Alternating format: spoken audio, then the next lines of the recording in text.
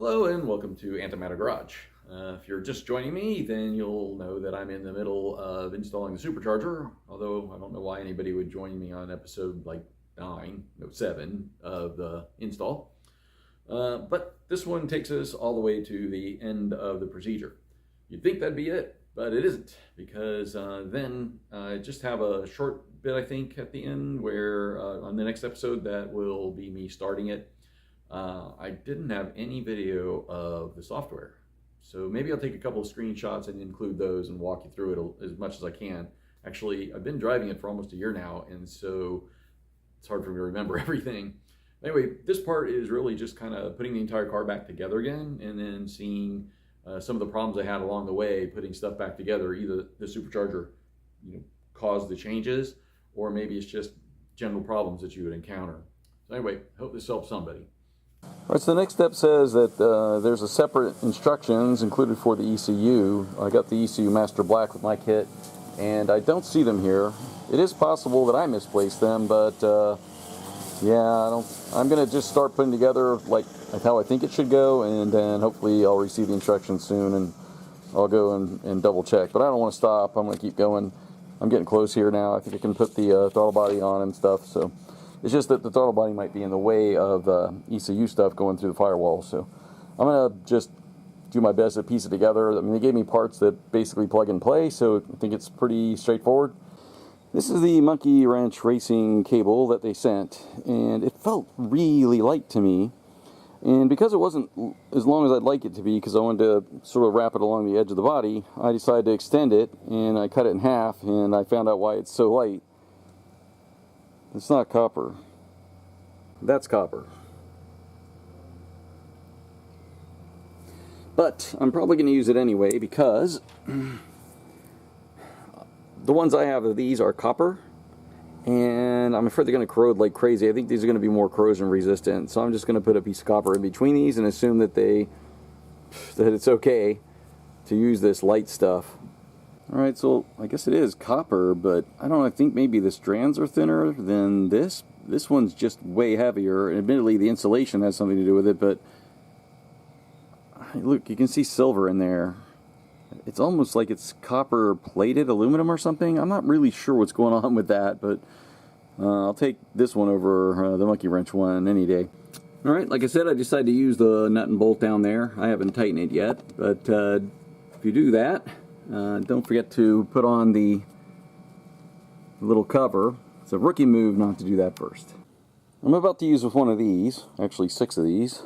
I don't like to use these on a car. A lot of people wonder, hey, what's the best way to connect wires in a car? Should I solder them, or should I crimp them, or what? And my answer to that is, I dare you to find a single wire connection in the entire Toyota that has solder. A lot of people sort of think, oh, it's really strong, it's like weld, but the truth is, I've worked in the industry, and solder is not a mechanical connection at all. It will break.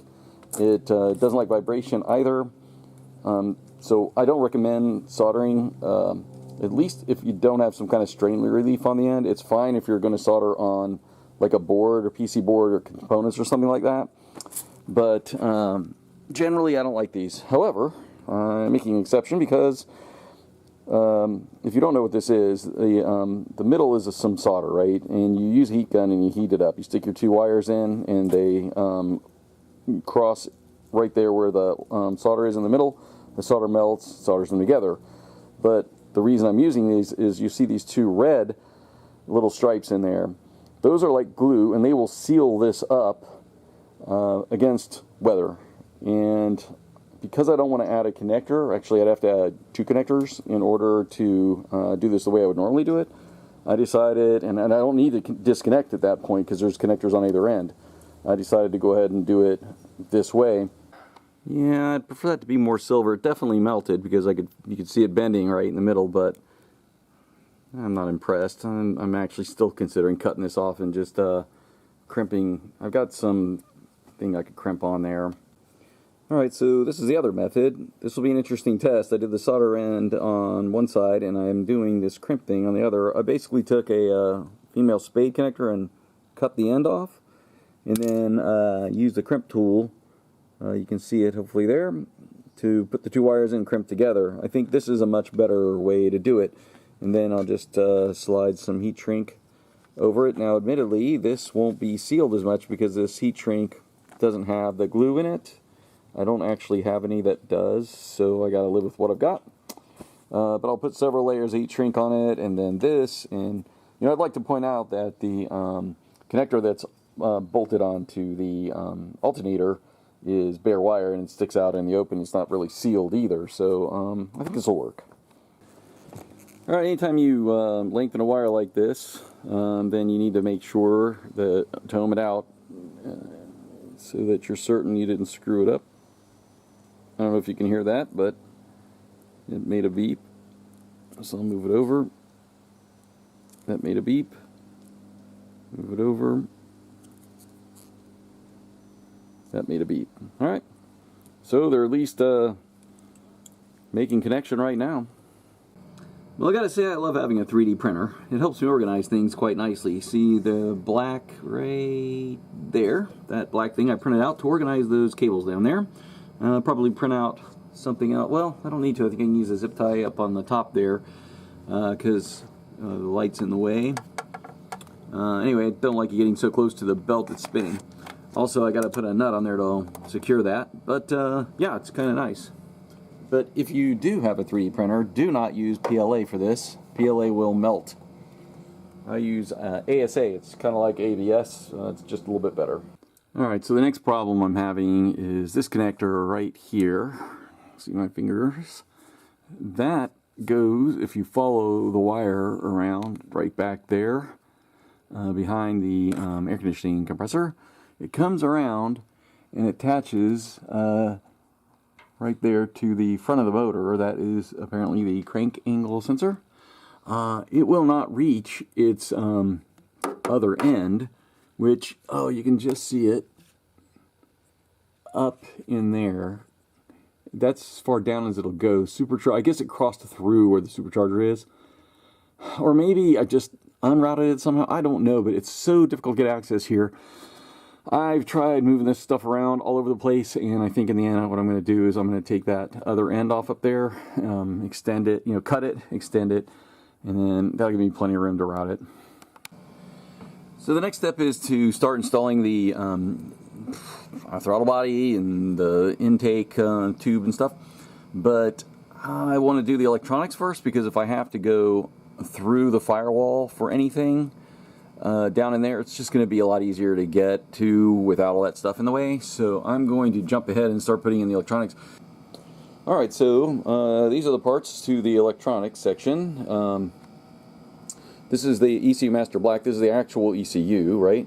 And this is an interface, I think this is provided by Monkey Wrench, that allows you to plug your existing engine harness into here, and then it will connect in here using these two cables, also provided by Monkey Wrench. In fact, this is more or less one of the reasons that I bought the kit, so that I wouldn't have to worry about wiring all that stuff in. I can just plug and play and go. Down here is the wideband O2 sensor that the ECU uses. It's wider band than the narrow band one that comes with the car. This appears to be a plug that translates the O2 sensor, I think, into something that can be plugged into the box and then sent that into the ECU. I'm not 100% sure on that. Let's see, 6-wire. Hard to tell. Anyway, it seems like there's really kind of only one way to put it all together, but again, they do provide instructions. I think I haven't looked at them yet. I will do that soon.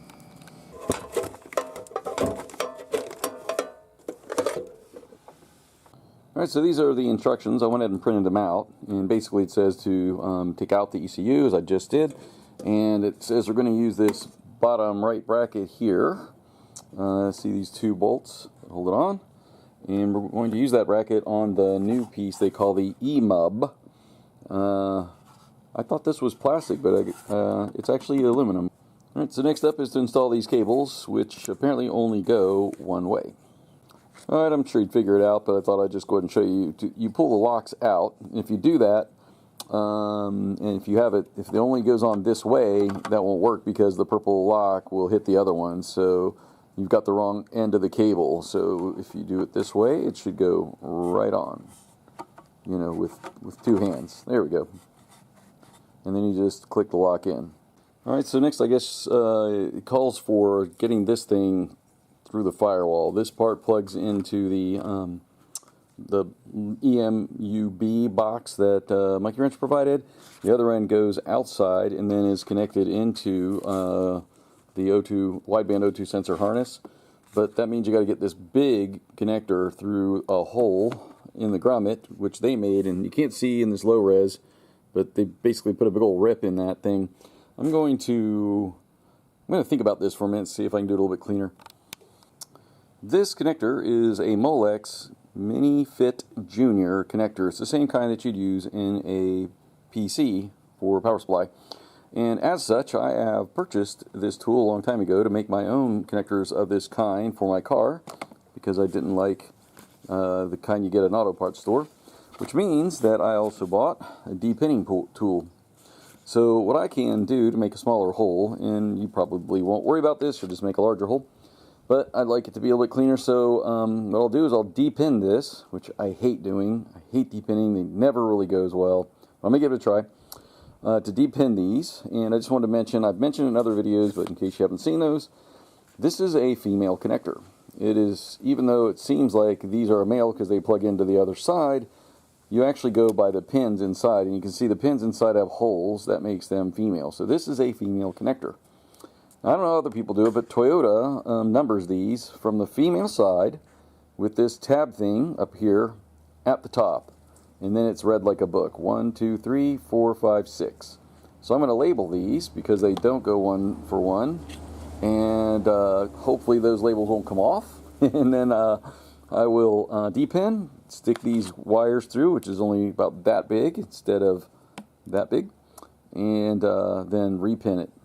So when I did my 2ZZ install, I did not want to put a hole in this if I could avoid it, so I was able to cram stuff through there. You can see these extra wires I put through, right, so I didn't have to put a hole in there. Well, I can tell you right now, I crammed so many through. In fact, not just the colored ones, but you can see this one here as well. So yeah, nothing else is going to fit through there. However, I don't think I crammed anything through the bottom, so there's a chance I might be able to use the bottom hole. Yeah. Oh yeah, I had to take the tape off. My hand's kind of in the way, but can you see there's tape on it? Yeah, I took the tape off and then went through. So I might consider that. I have to see how hard that is. Alright, so considering I'm a guy who doesn't even want to rip a hole in a rubber boot, you're probably not going to believe this, but I intend to drill a hole through the car for the boost. And the reason I'm willing to do that is I have this little grommet here. You see it's a little bit loose. I think it'll get tighter when it's installed. But the reason is I'm afraid that even with, you can see how small that hole is there, even going through the soft part of the grommet, I mean the rubber grommet down there, that this is going to want to squish, especially if it's on an angle. So I think I'd like to have a hole dedicated where this won't be getting crushed with other wires and stuff. So I think I'm going to literally drill a hole in the car, and I will paint that hole to make sure it doesn't rust. I have some touch-up paint I can use, and then I'll jam this rubber grommet in there. So FYI, that black cable doesn't even reach the grommet from there. So my plan to run these wires through the firewall and leave this outside, yeah, not happening because they didn't make it long enough. So I guess the idea is you run this one through the firewall and then plug that little cable inside, which sucks because I can't really de-pin this one. I don't have the tools needed or the knowledge, to be honest. I have a tendency to mess these up when I try and de-pin something I don't know. So I like to de-pin a broken one or an old one, so I learn how, but I'm not doing that in this case. So that's really nice. Well, it's not like me to learn from my mistakes, but I'm going to try to in this case. I'm going to take this cable and run it from the where it needs to plug in over to that hole and see if this one reaches, or if I need all that excess to be on the outside or the inside of the car. Alright, so the answer is, you can see this is about as wide as the car. Goes over there. So it goes from there to here. I'd say that there's enough to get from the O2 sensor, which for me is right down there, up to the ECU, but it looks like they've given us a heat resistant wrap. I'm guessing that's what this is. But I don't want to do that. I want to run mine along the firewall, which is going to need to make it a lot longer. Now you do get some extra here, and it might be just enough. I'm not sure. Yeah, I'm pretty sure this connector is capable of being outside because even though the colors are the same on the back of the connector, that orange in the front's hard plastic, and I put a little probe on there and pressed, and it's rubbery. So I'm pretty sure this one's okay for being outside. So I want to keep this one outside, but that black Molex one needs to go in the interior of the car. So now let me see. If I can't get long enough here, I might be able to do something about it. Okay, I've got the wideband installed here. It installs just like a regular O2. I made the assumption that it goes in front of the catalytic converter as opposed to this one. Since that one usually just monitors the health of the catalytic converter, doesn't really run the engine, I assumed it went there.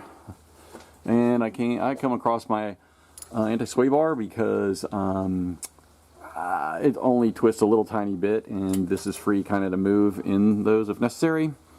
See how it kind of turns? And then I'm running up. And now I'm going to see how close I get to the other end of that cable.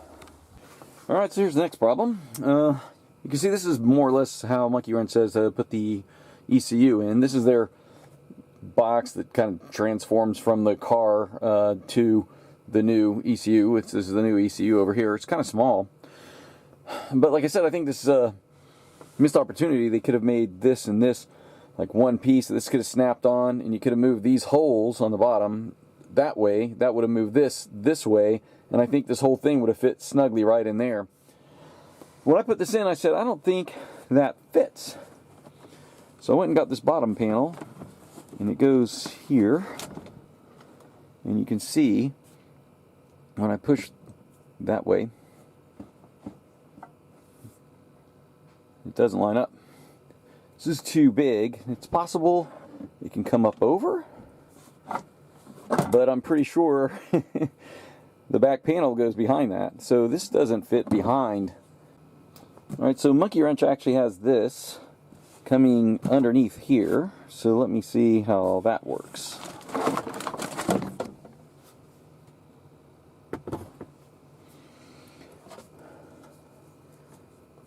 Kind of like that. But I'm missing the metal part that goes on top, so let me go grab that and try it out. Alright, so this is kind of how they had it. They said that they would use double-sided sticky tape here to hold that in place, which that doesn't hold very well because I got the crappy stuff. But then this comes down, and I guess it goes underneath this level. So you can see it has to be below this level here, right?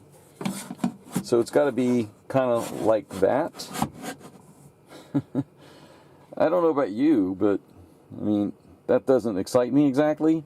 And you can see how getting it to go flat to get down below this level pulls this away from the wall, right? So if you push that back up against the wall and then you try and put it down, this cable is not long enough to allow that. So yeah, I think this is kind of crappy. They could have made the cables a little bit longer. Alright, so I spent probably a couple hours trying to figure out a better way to do this, and this is pretty much where I wound up. It's kind of how Monkey Wrench said to do it, I guess. I found that if I tilted this back, so if you've done the 2ZZ swap, you probably have this extension cable that Monkey Wrench sells to transfer, and so you can see there's some extra length there. So if you tilt this at a slight angle, it's better if it's back, but the metal bracket's holding it out now. But I think when the interior goes in, yeah, I don't know, maybe I can secure that some other way, but the point is it needs to tilt a little this way to make this sit flat under this here. Now I'm kind of concerned, how do you program this? Wouldn't the connector be, oh yeah, now the connector's under there. So right here, if you see, this is the boost comes in here, or the map, I think, comes in here. And then there's a connector underneath there you got to go to plug in to program this. So that's not really going to be that easy. All right, so there it is, fully mounted. I went ahead and drilled another hole through the body, through the firewall, to mount that second bracket. So this is very, very secure. And then this one's just sticky tape down, but it feels pretty good. I got a lot of sticky tape on it. All right, so there's the O2 wire sensor, O2 sensor wire run. So now I got this connection here that I can plug in down there. Okay, I've encountered my next problem.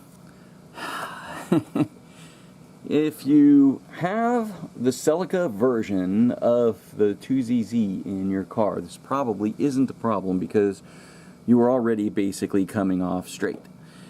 But I had the Corolla version, and that meant that this throttle body was actually up at an angle like that. So what I had to do is weld up a little plate to have my throttle cable come in from the right angle. It wasn't working right with the Corolla. It was jammed up against the bottom of the car there. So now I essentially, now that I'm coming out straight, I essentially need to undo that. So that's a new problem. Another one is that I don't see with Monkey Wrench Racing, this is a Monkey Wrench Racing intake, I don't see this fitting in there. If you look at the distance, there's this bump where my finger is in the car, and this doesn't fit in between there, so no matter how you angle that, that's not going to go on there. When you buy their intake, you get two tubes, one for, you know, one vehicle that has the Corolla. This is the one for the Corolla because that takes that angle and straightens it out, and a straight one. Fortunately, I kept a straight one, but I don't see using this as helping because it shoves it too far down now. Those are the problems I think anybody would have. But for me, I have an additional problem. I really need to put the water injection behind the map sensor and in front of the throttle body. It's supposed to be about 6 inches away from the throttle body. I don't even have that much room there. I mean, I suppose if you look in the filter, if you look in the filter, I could jam that all the way to here. Then I think it would fit. But the filter material is all the way to the back, so is that a good idea? Let me try it. So yeah, that kind of works. I guess, you know, the tube is in here, still going, air's still going through the filter, so I guess it wouldn't matter. But it doesn't say anything in the instructions about any of this. All right, it's getting late. I'm gonna call it a day today, but it occurred to me that the bracket I made that pushes the throttle down away from this wall might still be usable. It just might push it down further, and I might be able to go underneath. It might actually be a benefit. So that's a problem for future me. I will look at that tomorrow, I guess. Down in there, I don't even think you can see it from here, is a connector that needs to be plugged in. And with the Supercharger gone, it wasn't really that big of an issue. At least I don't think so. I plugged it in before I installed the engine. But I unplugged it at some point along the way here, and I need to plug it back in. I'm not sure I can get to it. This is going to be a real pain, but I am not taking the Supercharger out, that's for sure. So I'm going to have to reach around there and see what I can do. But as it turns out, it's not that important of a connector anyway. It's just the crank position sensor. That connector turned out to be a huge problem. It took me forever to get it plugged in. I couldn't get to it from underneath. I couldn't get to it with two hands either way. So what I wound up doing was having to stick one hand down from the top and literally with one hand maneuver one part of the connector like this and the other part of the connector like that and sort of squeeze them together, which is very difficult to do because the connector always wants to like hang like that. So to try and manipulate two of them in line and then pull them together, I think I sat there with my arm down there for like 10 minutes or something, which doesn't sound like a long time, but it really is when you're just doing this the whole time. And I think my hands started cramping up, you know. So that's really hard to get to, and I'm not sure I know how to get it back out again. Also, I think it's just like one wire, and it's literally just hanging there, and it just makes me wonder with you know, acceleration, braking and stuff in the car, how long it's going to be before that wire maybe wants to break or something. There's no strain relief. Alright, moving on to the next problem that you might have. This is the throttle position sensor connector. That is the throttle position sensor, and you may notice they doesn't quite reach now. So, it looks to me like if I don't want to cut that wire just to get 1 extra inch out of it or whatever I need, so I'm hoping I might be able to tap in here and pull the wire down this way, and that might get me there. I just find it really odd that nobody else had this problem. I mean, I had a stock 1ZZ harness from a regular old everyday MR2 Spyder. How do people run this in such a way? Like, was it underneath somehow, this harness? Because that would work. That'd be nice, actually. I'd like it there, but I'm pretty sure I tried that and it didn't work for me. Okay, so I think this is going to solve my problem, so I'm going to go ahead and film it. I've undone the harness all through here. I've decided to go ahead and stick my extra green and black wires in here and leave it in all the way until I get to about there, so it won't be completely in, but at least through here it'll be tucked in there. And what I was able to do to get more room so that it wasn't stretched so much for the throttle position sensor wiring was I took this guy off. It was like this, and I rotated it down and around so that the slit was on the bottom, and that allows it to come out earlier. And now you can see there's a little bit of slack in there. So now what I have to do is pretty much wrap all this stuff back up. I'm going to tuck these in, wrap it all back up. I also took off the piece here that locked it in there, and I needed to move it like down a little bit so that this wire could come up a little bit. So I'm going to put that back on, and then there's one that goes back here. I'll put that one back on. The third one, there was a third one in the middle here. It wasn't doing anything, so I'm just going to leave that one off. So there it is. Put that back on. There we go. And I wrapped it all up in tape all the way up to there. You can see that here's where the wires come out now. Here are the two for the throttle position sensor, and you can see there is some slop in there. It's still a little tighter than I would prefer, to be honest, but I can't. It's just not worth like cutting them, so I'm just gonna have to live with it like that. None of this should move relative to each other. Even if the engine moves, it all should move together. So I'll probably put something over that, maybe some more of the shrink wrap or just some tape or something. But anyway, that's kind of what I did. Hopefully, you know, if you're doing this install, hopefully this doesn't happen to you. All right, I haven't really been recording a lot of this because it's pretty standard stuff. I'm following the instructions, and I'm at the point where I'm sort of reinstalling the stuff I took out. I was able to, as I mentioned before, route this line. So I've got a little more routing to do before I go any further, but I felt I was you know, in a good position to put the throttle body back on. So it's been bolted on.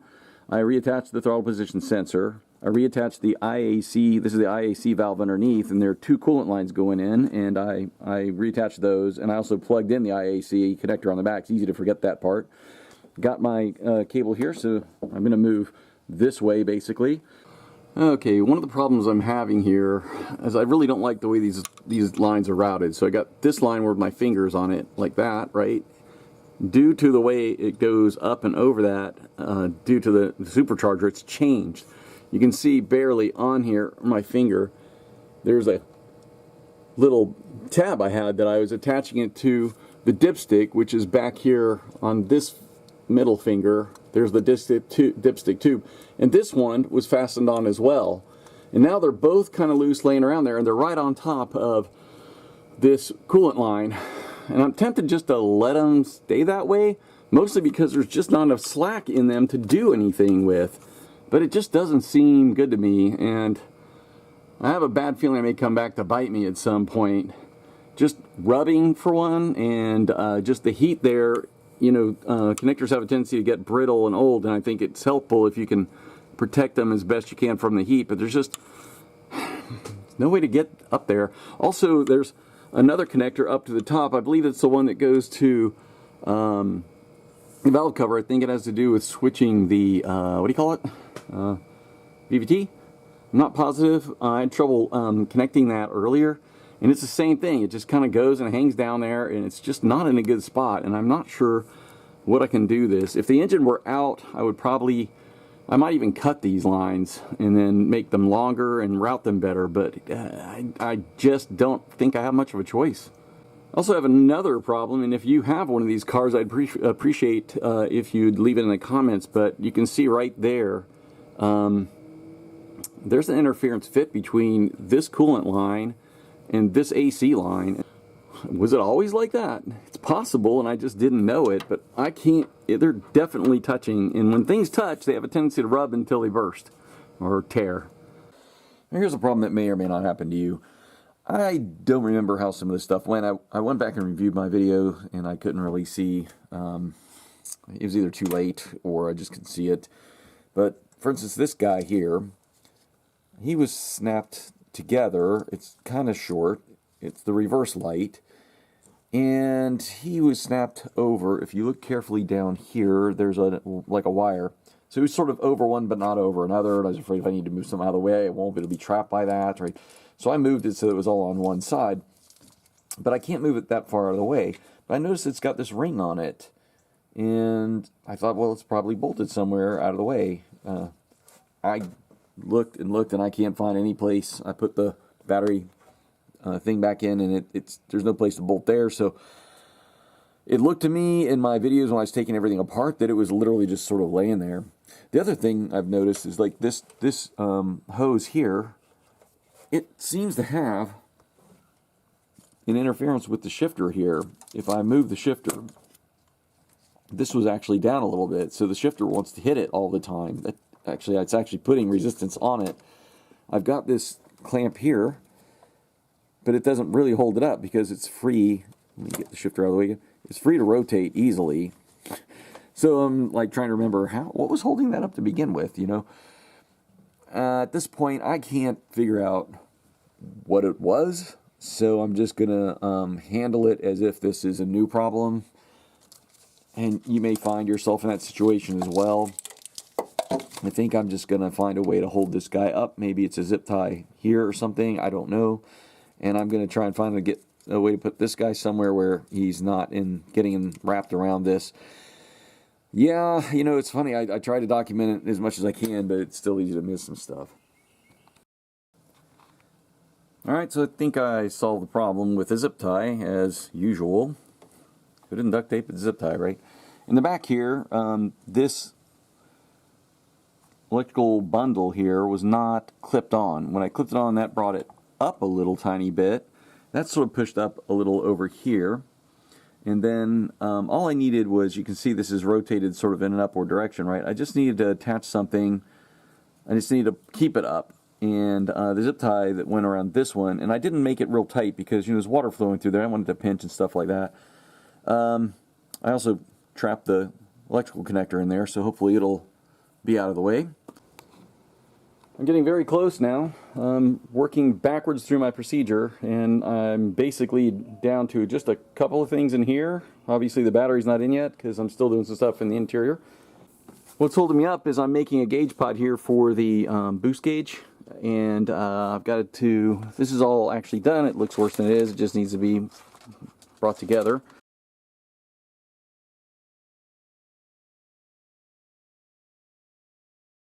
Well, it's been 4 months.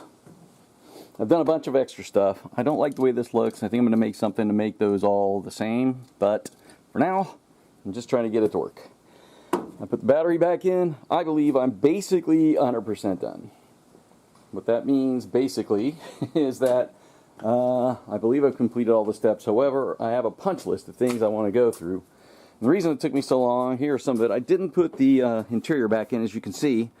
And the reason for that is when I get the car tuned, I want them to have access to the ECU real easy, and I want to put this too. I think this is going to wind up going under the seat. It shouldn't be touched when it's done, but I want it to be easy for the tuner to get to. I can put it right here in the front seat. When I bring it home, I'll put the rest of the interior in. I did put in, however, there's a ground strap right here. I'm not sure that's the right screw, to be honest, but I will know when I put the interior back in because I marked all those parts, and if I have one for that, then I'll know it's the wrong one. I did a few extra steps, obviously, which is why it took me 4 months. Let me show you some of those. Here's one. I made a boost gauge. I already had an oil gauge. I made a boost gauge. I 3D printed this. It doesn't look super perfect, but it's good enough for me. I'm happy with it. There's a little light right there that tells me when the water level is low in the water injection system. I also replaced the boot here. I got a cheap eBay one, and it's all of the quality you would expect from a cheap eBay one. It might wind up getting replaced later. I like the red stitching and the fact that it was new. It is leather. It smells like leather. It's really tough. Like leather, it's leather. That's really good. I have to put the wires, tuck them back up. This is for a switch, which is in the mail. It'll be here tomorrow. And then I'll put it right down there. That arms the water injection system, which theoretically doesn't, you don't do that with a switch. But I like the idea of doing that for tuning. So I will do that right now. As you can see, it's just bare wires. So I'm not ready to start it yet because I have to do two things. I have to finish going down their list, but there's not a lot there, as you can see. And then I have my own punch list here of things that I wanted to remember before I, did the final start. And you can see some of them have been checked off, right?